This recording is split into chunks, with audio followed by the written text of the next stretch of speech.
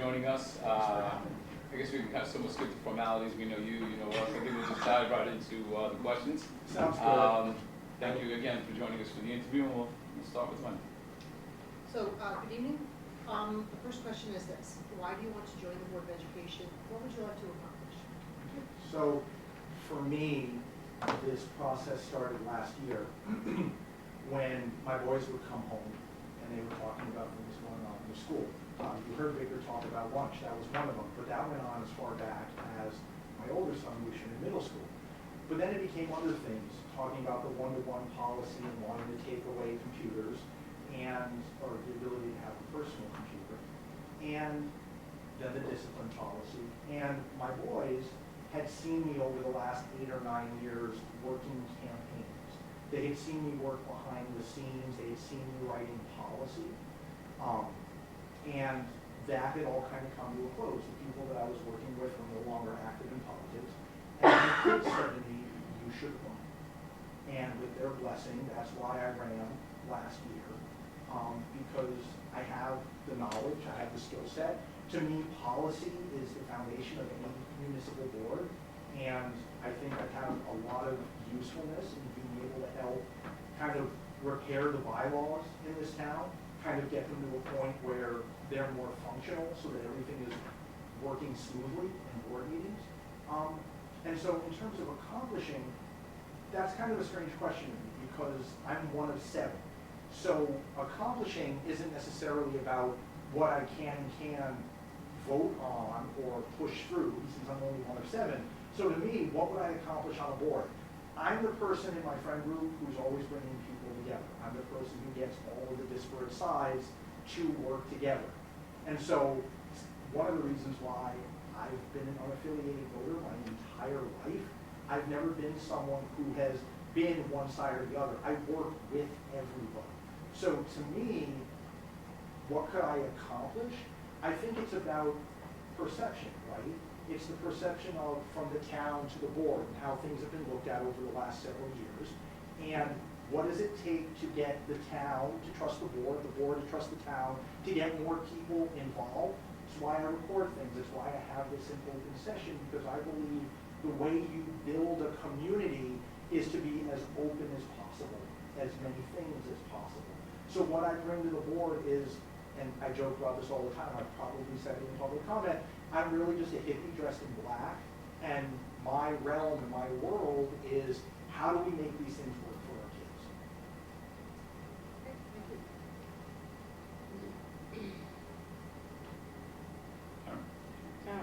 I'm like thinking, going to mine.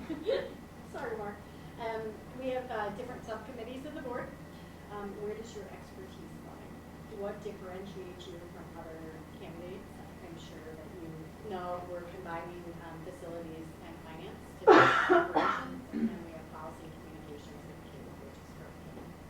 So for me, the place that I would feel most useful, again, is policy. So if you happen to look at the letter that I sent as my application, I put in there a copy of a policy that I helped write in Stanford that I wrote probably 80% of the language in there. We spent 2 years working on what eventually became the most comprehensive ban on non-organic pesticides on municipal property, because it started from a Board of Education question, which was, in Connecticut, we ban non-organic pesticides on fields K to 8, but then you get to high school and it's like, oh yeah, no, your endocrine system is just fine, and no, you don't have your younger brothers and sisters at the fields, crawling on the grounds, touching the field, putting their hands in their mouth.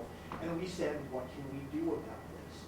And so we wrote a policy from scratch because there was really nothing out there. Although I say scratch, policy never comes from nowhere. Like, you get bits and pieces from all over. Like, I spoke with people all over the country. We went and visited different towns who had started using organics. Middletown had started doing it. And so we went and was like, okay, what is the cost of this? What is the price of this? How long does it take? Can you come in and speak? And it was all of the negotiations with all of the different departments, back again to what it took to have to work with everyone. And I was lucky enough where one of my best friends was the majority leader of the Board of Representatives in Stanford. And she and I worked together on this policy for 2 years and passed it. And since then, Pollinator Pathways has pushed it to other towns have passed it. I use it as an example because policy is storytelling. Policy is poetry. It's getting language that people can believe in. A very dear friend of mine was a state rep for 6 years, and I was a part of a working group that wrote a Husky for All bill for the state of Connecticut that unfortunately got killed in committee. But the language of it is one of the most beautiful things I've ever been a part of writing. And it's weird to say that, right? It's policy. But when you get policy that people can understand and they look at and they feel like this speaks to me, you start to get people wanting to be involved. And I think that's really what we need. So to me, it would certainly be policy. Marc, what do you see as our greatest challenge facing our school system? How do you suggest we tackle it?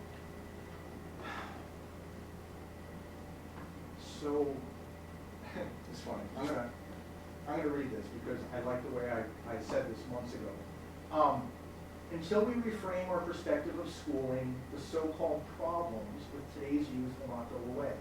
We're answering the questions all wrong because we're asking the wrong questions, if we're even asking questions at all. So let's try something different.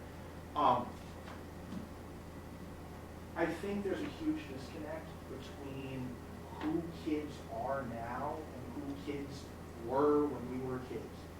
And I'm not sure that any of us know how to bridge that. I'm not sure that the adults do. I'm not sure that the kids do.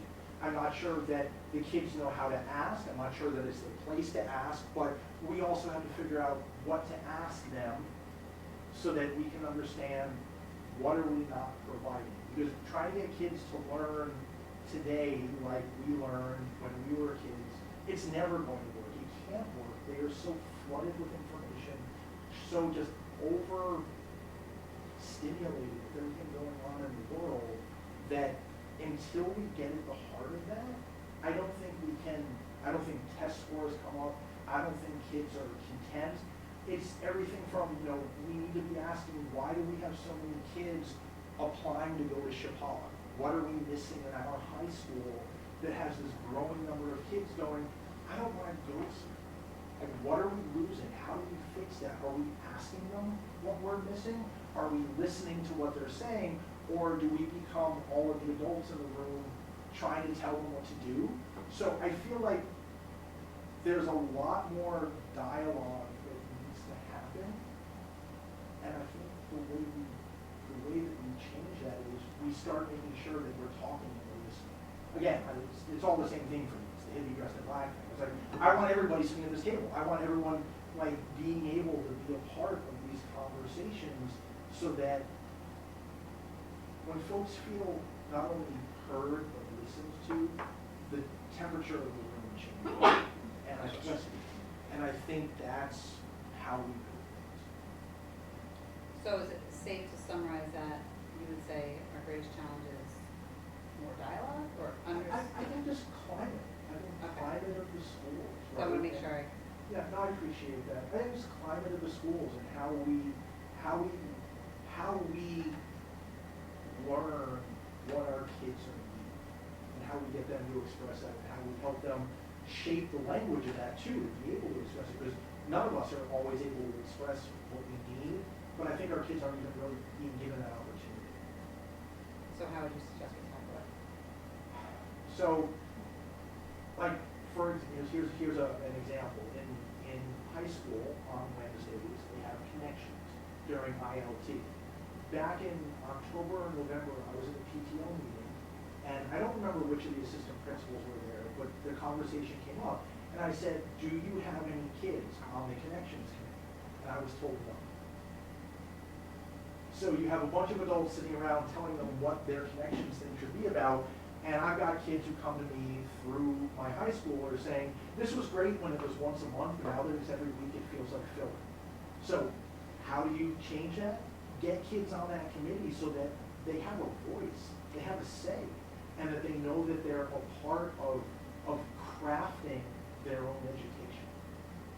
So put kids in all of these meetings, and have kids you know, even if they're not voting, have them on the committees, find the kids who are involved, interested, reach out to them, have things in the schools where, you know, there were dialogues between the superintendent and the kids, or there was the idea that there were gonna be those things.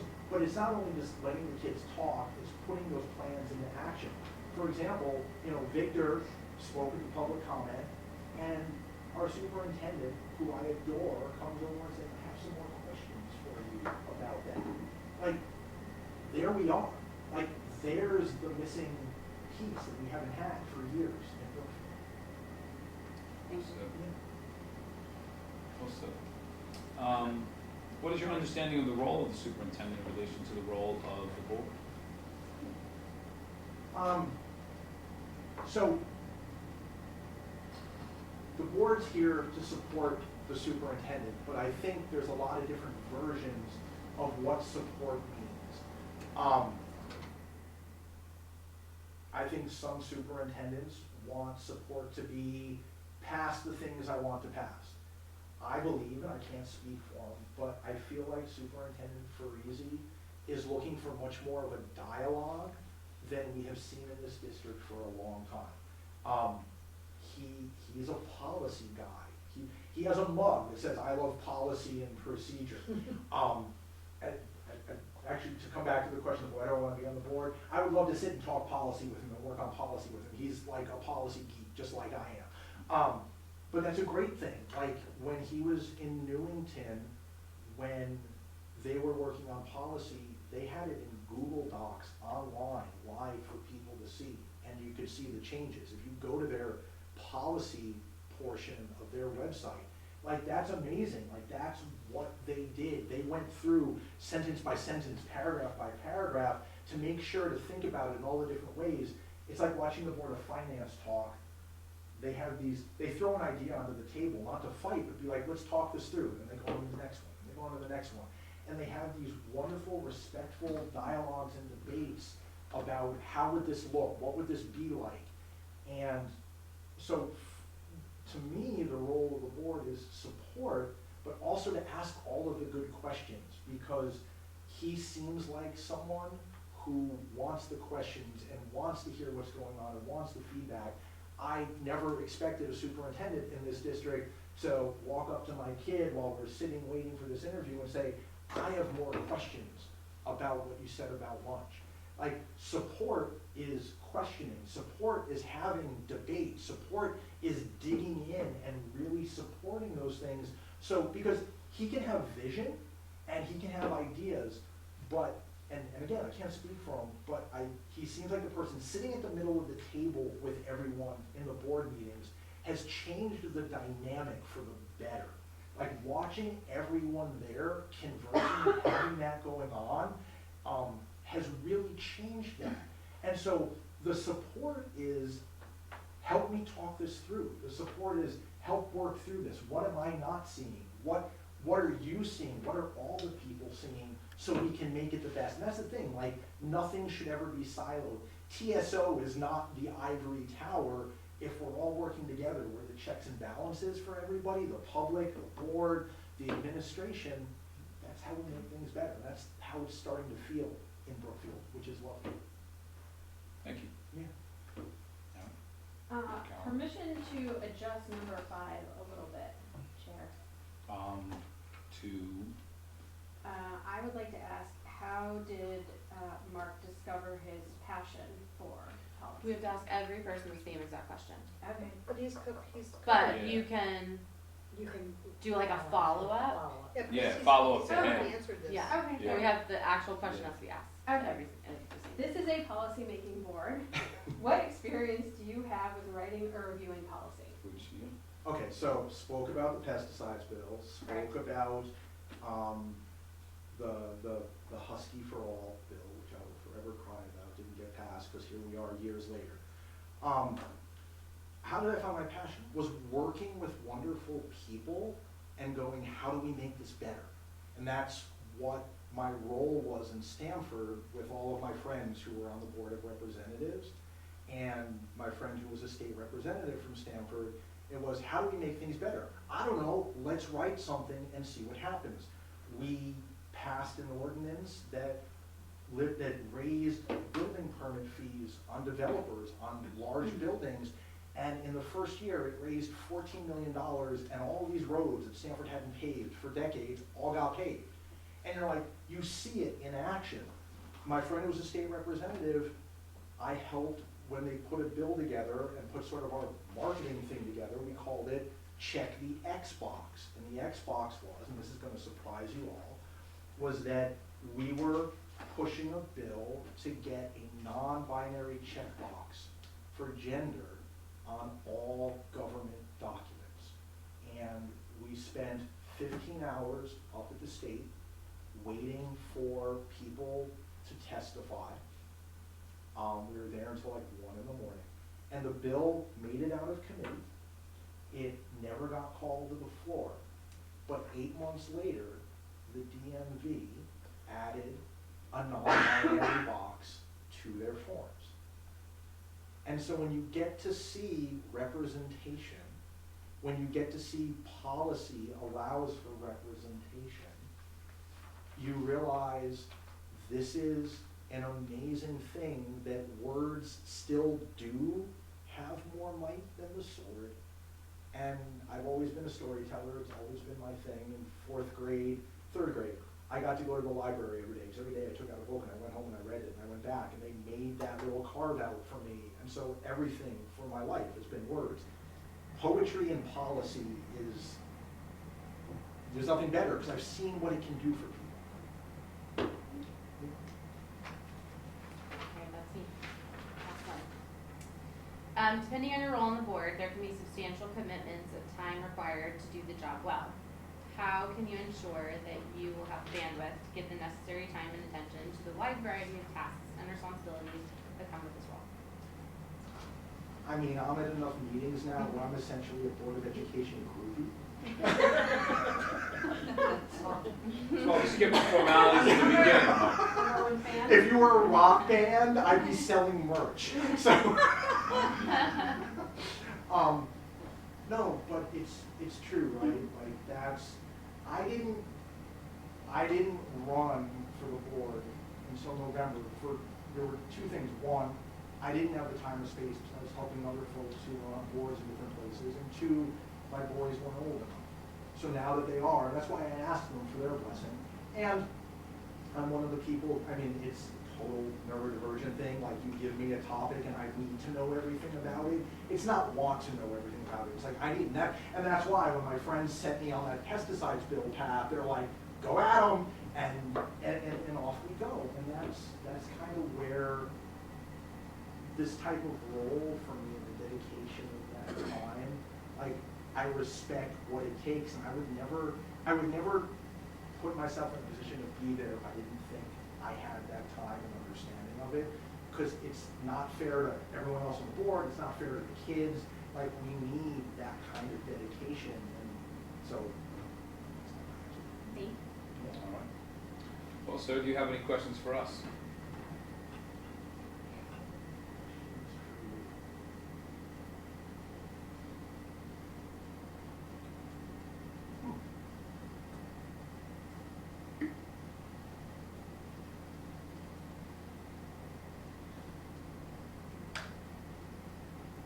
If I'm asking a question, I'm just addressing the board and someone may or may not answer, like what?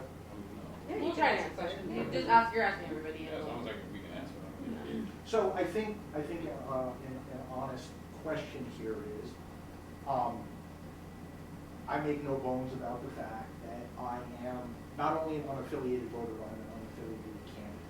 And that's important to me. But we're in a position here where our charter says nothing about how to fill the seat. Generally, there's the idea that it potentially gets filled with the same party. Where does, since I'm an outlier and it's rare to have this, where does unaffiliated fall into your thought process about that? I'll answer first and say that I have zero interest in having political chatter in any form of realm about anything. Political affiliation means nothing, and I feel it belongs nowhere near education. So that's my answer on that. I think that that's the framework that's been given to us, right, regardless of how we feel about it. I feel that if it is a seat filled by a Republican, that's what the voters, decided, so I think that should be honored. I'm not opposed to a non-affiliated, candidate, but, I feel strongly that it shouldn't be a Democrat, because the seat lies with, that's the structure, or that's the format of what we have. We can't change it, regardless of our feelings about it. I wish political affiliation wasn't tied to our positions, but they are. So, it's weird. So I think we have a responsibility to the voters. May I come at that issue from a different angle. There's nothing in the charter or the statutes that says that this, you are as eligible here as anybody else. I'm sorry, I should say, any unaffiliated individual is as eligible as anybody else per charter and statute. So I'll say, as an unaffiliated voter, myself, registered myself, when you run, you have to choose a party. But I welcome the opportunity for the right person who has passion for our school district, our kids, who is here to support the superintendent and the goals of the district. It doesn't matter to me what party they're affiliated with. In fact, I don't think that this is the place for politics. I think of all the boards in town, this is the least political. This is where politics belongs the least. So for me,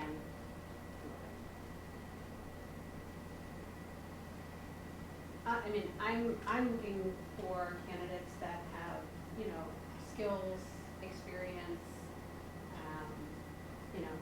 opportunity that would complement the current state of the board. And so, we know, we'll be looking to develop some new strategies going forward. And so, and we also know that there's areas in which there's some gaps. And so, for me, that's what I'm personally looking for.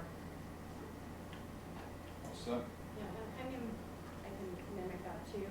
I'm also in a different situation, right? I applied on Vacancy as well for a Republican seat, and it was replaced with a Republican. So I do, I sit back and kind of look to see what happened the last two times. And I also feel that taking into consideration past practice and how it's been done, I'm not opposed to looking to an unaffiliated, obviously, but I also think, past practice and decorum matters. So, and like I said, I'm obviously here, I'm listening to what everybody has to say, and, same questions to see what we formulate, but I also think that, we have to respect the will of voters, and I don't think, I think we have to, come together and get over that hurdle. So. Next is the Board of Education. Yes, do you want to have My name's Mike Exley. Mike, excuse me just 1 second. You mind waiting outside for us? Absolutely. well, it's public session. You can come in. Oh, Yeah, no, yeah. I'm Yeah, sorry. yeah. It is public You session. can come in. Come on in and grab a seat. My We're apologies. just not ready for you yet. We're just not ready for Yeah, you. yeah. Sorry, my apologies, Mike. Either way. And I don't ask it, if I can, am I allowed to follow up? Is that okay? I don't ask it from the standpoint of political, I ask it from the standpoint of, trying to find a way in the town to make the Board of Education feel as if it is a welcoming and a body that is looking toward the public, looking toward parents, citizens, and what the perception is. I think it's an important question. I would be, and obviously as me, being unaffiliated, I try to stay outside of that.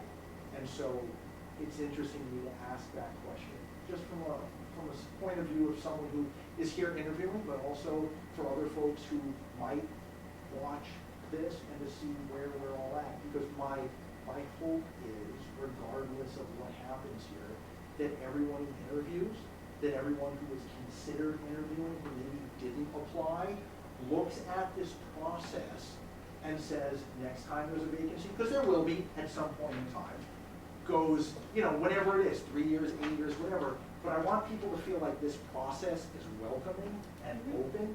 And so that's why I wanted to ask that, so that folks can go, you know what, I could do that.